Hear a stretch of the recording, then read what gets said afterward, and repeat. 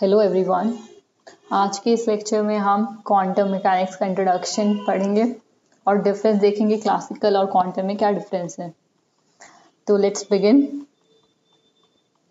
पहले बेसिक पढ़ेंगे, कितने पैरामीटर्स हमें रिक्वायरमेंट होती है एक पार्टिकल और एक वेव को डिस्क्राइब करने के लिए। पार्टिकल, अगर हम एक पार्टिकल को डिस्क्राइब करना है तो उसका पोजीशन वेक्टर हमें बता देगा कि वो किस स्पेस की किस कोऑर्डिनेट्स में है। तो हमें पार्टिकल को डिफाइन करने के लिए एक पैरामीटर की रिक्वायरमेंट होती है, दैट इज पोजीशन वेक्टर।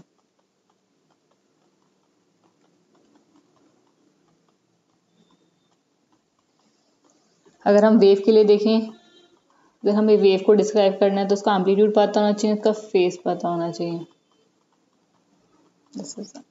तो पहला हमें एम्पलीट्यूड पता होना चाहिए और दूसरा हमें फेस पता होना चाहिए। Wave phase can be written as a kr. K is a wave vector which tells us the direction of wave, or r is a position vector minus omega t. Omega is the angular frequency, t is a time. ठीक है, ये तो basic है। कितने इसमें 2 parameters की requirement होती है, इसमें 1 की। नेक्स्ट, अगर हमें पार्टिकल और वेव बिहेवियर देखना है क्लासिकल फिजिक्स के थ्रू, तो कैसे? अगर हम यहाँ पे सोर्स ले ले बुलेट्स, क्योंकि बुलेट्स अपने आप में इंटरेक्ट या एक दूसरे के साथ इंटरेक्ट नहीं करती, तो नॉन इंटरेक्टिंग है। So we just get the this distribution curve.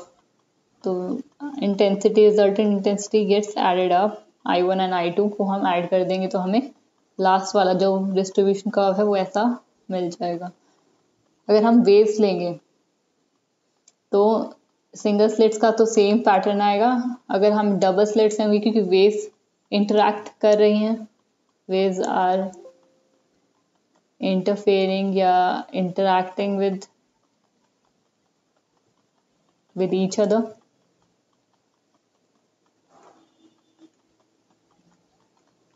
So we get the interference pattern. अगर इंटरफेरेंस पैटर्न ऑब्जर्व हो रहा है तो हम इसमें रिजल्टेंट इंटेंसिटी को लेने के लिए वेव बिहेवियर है, तो we have to add the amplitude of 2 waves. हमें उसका ऐड करके फिर स्क्वायर करना है। Then we get the psi1 square plus psi2 square plus twice psi1 psi2 cos of delta. Delta क्या है यहाँ पे? फेज डिफरेंस 2 वेव्स के बीच में। So in terms of intensities, I1 plus I2 plus twice root of I1 I2 cos of delta. So this is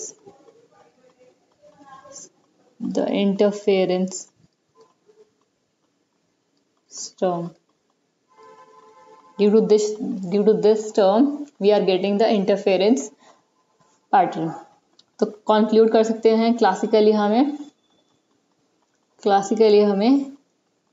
waves interference pattern exhibit करती हैं, particles नहीं करते। ठीक है,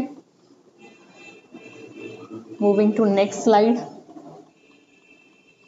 अब हम देखेंगे पार्टिकल और वेव बिहेवियर डिफरेंस कैसे है क्वांटम फिजिक्स के। हमें माइक्रोस्कोपिक पार्टिकल लेंगे या क्वांटम पार्टिकल लेंगे।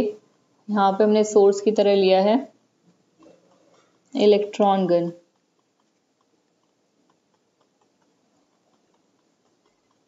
ठीक है, फर्स्ट और सेकंड सेम आएगा। थर्ड में, क्योंकि अगर हम इसमें लाइट सोर्स रख रहे हैं दोनों स्लिट्स ओपन करके, क्योंकि इलेक्ट्रॉन्स क्यों कैरी कर रहे हैं इलेक्ट्रिक चार्ज, तो वो लाइट के साथ इंटरफेयर करेंगे। मतलब light is impacting the electrons, it is changing the microscopic state.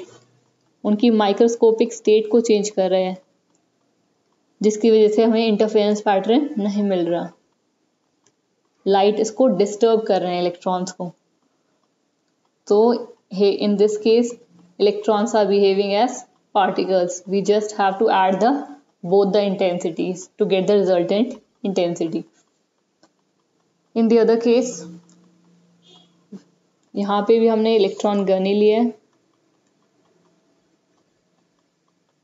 Single slit same है, पर यहाँ पे हमने सोर्स नहीं रखा, अब यहाँ पे कोई लाइट सोर्स नहीं है, इसकी वजह से कोई डिस्टर्बेंस नहीं है इलेक्ट्रॉन्स को, तो वो आपस में यहाँ पे इंटरफेयर कर रहे हैं आपस में, they are interfering with each other,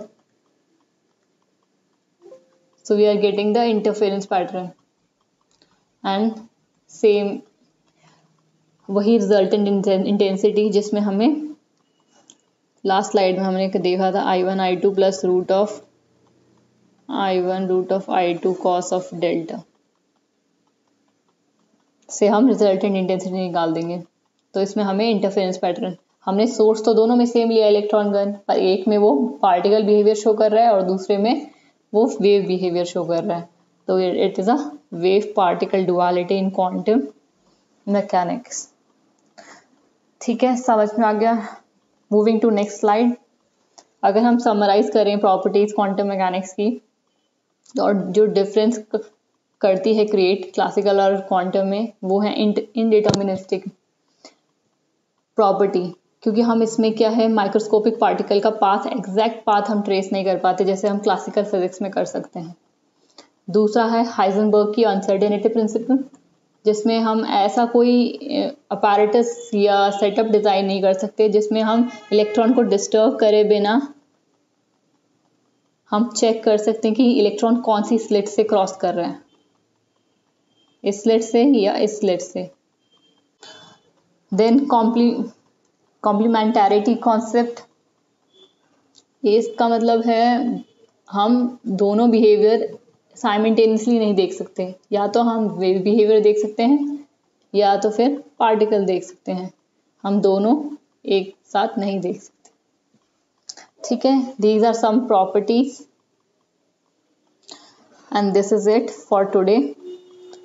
अगर कोई डाउट है तो आप कमेंट बॉक्स में पूछ सकते हैं, and thank you for watching.